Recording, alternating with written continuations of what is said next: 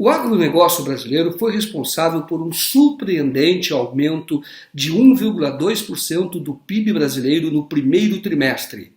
As exportações de soja e milho foram em grande parte responsáveis por esse crescimento. O PIB do setor agrícola cresceu isoladamente 5,7%.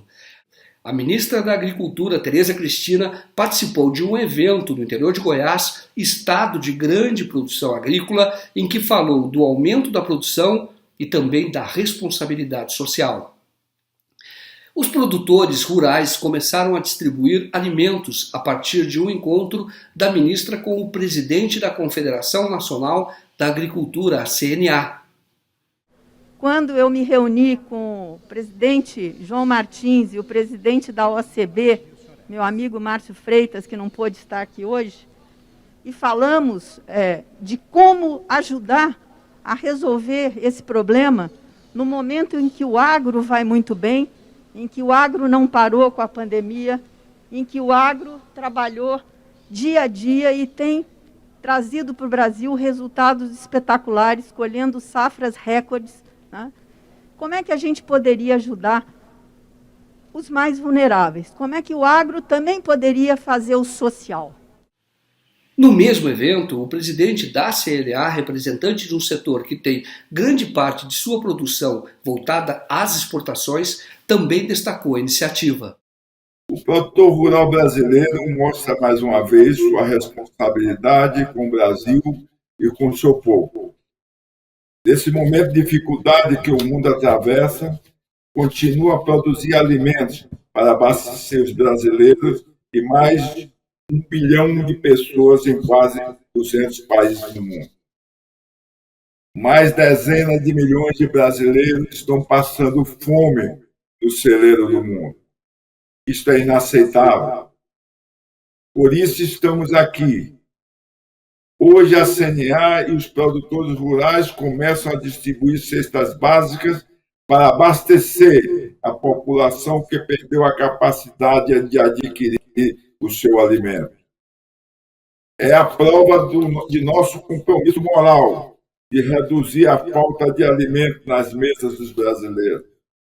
Ministra Tereza, a CNA e os produtores rurais, sob a sua liderança, assumem a responsabilidade de também promovermos a distribuição de alimentos aos mais necessitados.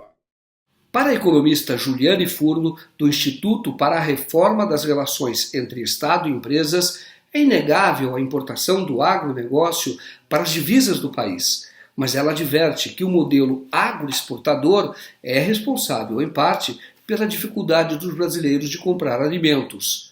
Porque hoje, embora o arroz, por exemplo, seja produzido por pequenos produtores, né, em geral, é a agricultura familiar que produz alimentos, o sistema de intermediação e de distribuição é extremamente oligopolizado e concentrado no Brasil. Então, não adianta o arroz ser produzido por pequenos agricultores, mas a estrutura de distribuição desses alimentos se dá por grandes empresas que utilizam o preço internacional como preço de referência para vender para as grandes redes de supermercado. Então, a gente está fazendo uma opção do ponto de vista econômico lucrativa, mas dissociada de um projeto, ou de uma avaliação de quais são as condições das necessidades da população brasileira no que tange a um preço fundamental, que é o preço dos alimentos, que não só vai impactar no nível de vida, mas nos próprios níveis de inflação. O preço subiu no comércio varejista em função da opção dos produtores pela venda ao mercado externo. Então, o Brasil, ao não ter ensejado nenhuma medida restritiva para a exportação dessas matérias-primas e desses produtos alimentícios, possibilitou que o setor do agronegócio aproveitasse tanto o aumento da demanda, quanto o aumento do preço dessas mercadorias em função da desorganização de oferta, quanto a profunda desvalorização cambial que passou a economia brasileira. Então, veja, dá para sintetizar o boom de commodities e a inserção brasileira bem posicionada, do ponto de vista da obtenção de lucro nesse processo, nesses 3 elementos. Então, são os países demandando mais, é o preço majorado no mercado internacional e a desvalorização cambial, que torna o Brasil mais competitivo do ponto de vista global. Hoje, cerca de 80% dos alimentos que chegam à mesa dos brasileiros são produzidos por pequenos produtores agrícolas, muitos trabalhando em um sistema familiar. O boom das commodities, que elevou o preço dos produtos brasileiros, é resultado de mudanças na economia global.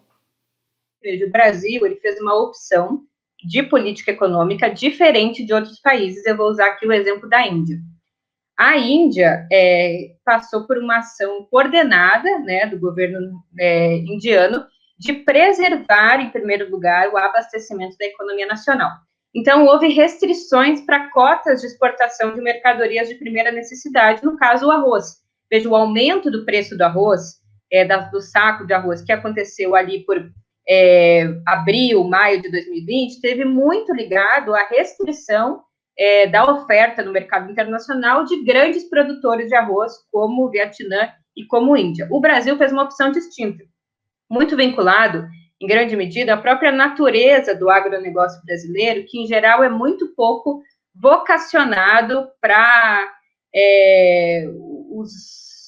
concretizar elementos que estejam inseridos num projeto nacional de desenvolvimento. O agronegócio brasileiro sempre foi muito nucleado no exterior. Quer dizer, a gente tem uma burguesia agrária pouco comprometida com o desenvolvimento nacional interno e muito voltada à obtenção e maximização de lucro no mercado externo.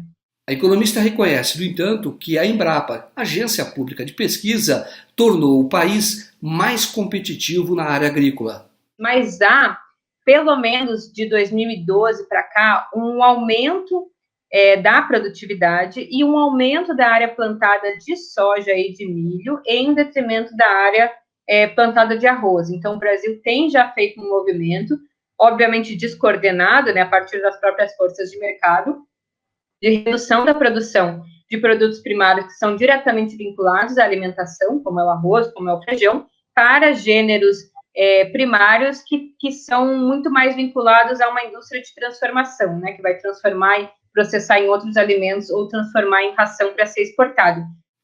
Na primeira década deste século, o país foi favorecido pela elevação de produtos primários, inclusive o minério de ferro, como agora.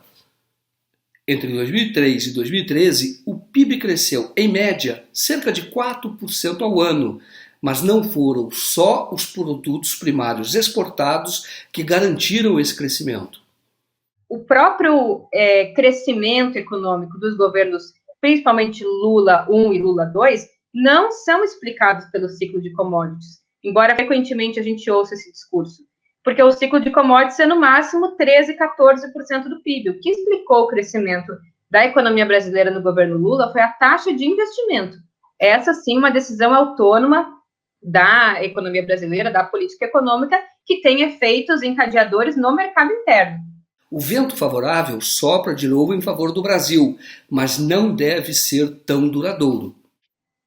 O ciclo das commodities, ele tende a ser curto, principalmente esse casamento entre não só o aumento da demanda por essas mercadorias, mas o aumento do preço na cotação do mercado internacional.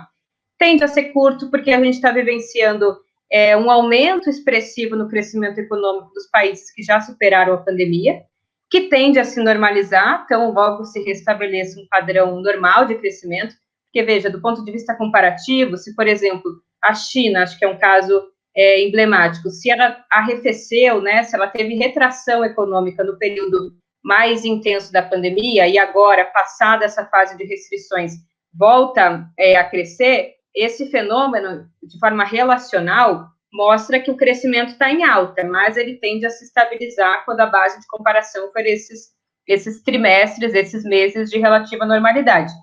O ideal é aproveitar esse aumento da produção para implementar mudanças econômicas que tenham resultados mais duradouros, sobretudo com investimento no desenvolvimento industrial, que gera mais empregos e produz bens de valor agregado.